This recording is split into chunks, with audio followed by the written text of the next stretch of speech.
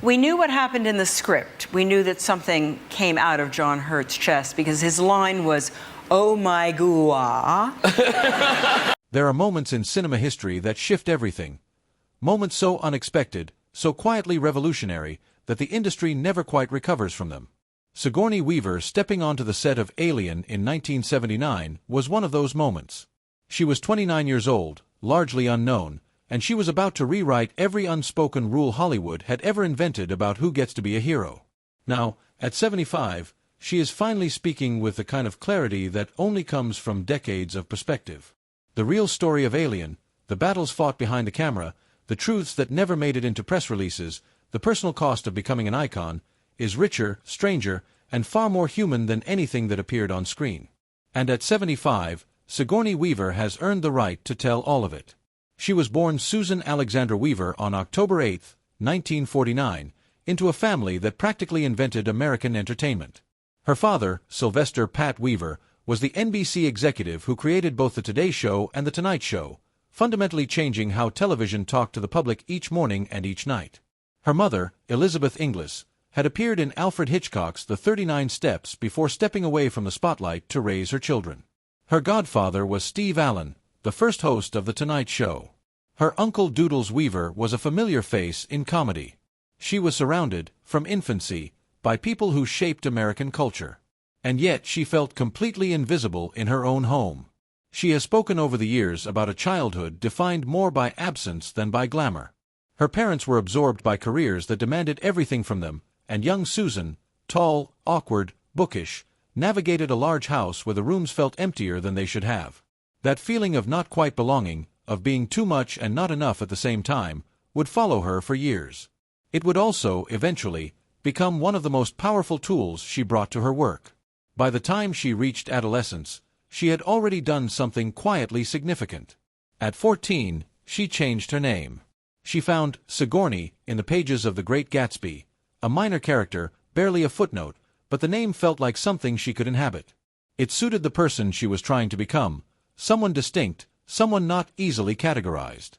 By 6th grade she stood 5 feet 11 inches tall, and Susan had never felt like a name that fit the body or the mind it belonged to. Sigourney was different. It had weight. It had edges. She went to Stanford, not to study acting but to study English literature. She lived, at various points, in a treehouse. She played the flute. She wore elf costumes. She performed in student productions, including A Streetcar Named Desire, but she was largely dismissive of acting as a serious calling. It seemed, to her, too trivial, too performance for its own sake. It was a trip to Israel after graduation, working on a farm, that changed her mind. Away from everything familiar, she found herself missing storytelling the way some people miss food. She came back and applied to Yale School of Drama. Yale was a crucible. She shared classrooms with Meryl Streep, who moved through the program with a kind of effortless authority that can be either inspiring or crushing, depending on where you're standing. For Weaver, it was often crushing. Professors cast her as old women, dismissed her instincts, and in at least one notorious instance, told her flatly that she had no talent and should leave. She did not leave. She became, if anything, more determined, not in the way of someone trying to prove something outward, but in the way of someone who had started to understand that the gatekeepers were not always right. She found her creative home through collaboration with fellow student Christopher Durang, and together they made work that was deliberately strange, experimental, confrontational, politically charged, and often hilarious in the most uncomfortable ways. Their play Das Lusitania Songspiel featured a hedgehog puppet as a symbol of capitalism, Marxist slogans inserted into Romeo and Juliet, and Sigourney dressed as the Titanic sinking while singing. Critics called it everything from brilliant to insane. It became a cult hit. It got her noticed. Her first film appearance was, by any measure, absurd. A 6-second walk-on in Woody Allen's Annie Hall in 1977, no lines, barely a presence. She later said she spent her $50 paycheck on a sandwich. But the casting director, Juliet Taylor, remembered her face. And when the project came together that would change everything, Taylor suggested her name. The project was Alien. The script, originally written by Dan O'Bannon and Ronald Shusett, had not specified the gender of its characters in any firm way. Early drafts defaulted to male pronouns. The idea that the central figure, the last survivor, the one who endures, would be a woman was not inevitable. It was a choice, made by director Ridley Scott and supported by 20th Century Fox president Alan Ladd Jr., and it was a choice that the industry viewed with considerable skepticism. Female action heroes were not, in 1979, considered commercially reliable. They were considered risks. Weaver was not even the first name on the list. Meryl Streep was considered. Glenn Close was considered. But Weaver walked in, and something shifted. She carried the weight of the character without performing it. She understood, instinctively, that Ellen Ripley was not a symbol or a statement. She was a person trying to survive. What most people have never fully understood about the making of Alien is how little respect Weaver was shown by the studio during production. She was paid $35,000. Her co-star John Hurt was paid $250,000. The gap was not a reflection of experience or box office value. She had none of either at that point. It was a reflection of the industry's assumption that she mattered less. Scott pushed against that assumption. He insisted she train with former Marines so that her physical confidence on screen would be real, earned, and impossible to dismiss. He wanted audiences to believe her body belonged in that spacecraft.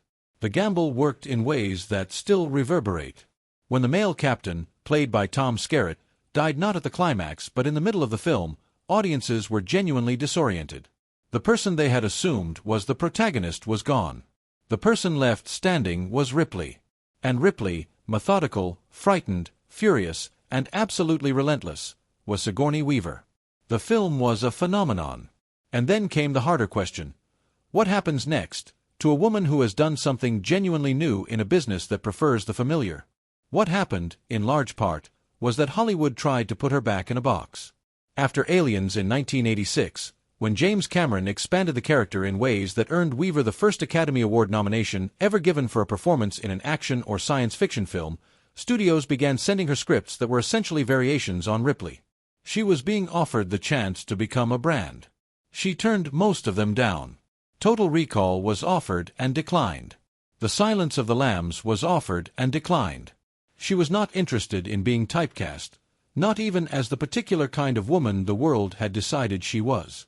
Instead, she went to Rwanda to spend time among gorillas for Gorillas in the Mist, in which she played the real-life scientist Dian Fossey. She got sick with dysentery during filming and refused to stop working. She refused a stunt double for the dangerous sequences. The result was something that had nothing to do with science fiction and everything to do with what she had always been pursuing: transformation, complete and unguarded. That role, alongside her performance in Working Girl, delivered something that had never happened before in the history of the Golden Globes. On the same night, in the same ceremony, she won 2 acting awards. Best Actress in a Drama for Gorillas in the Mist.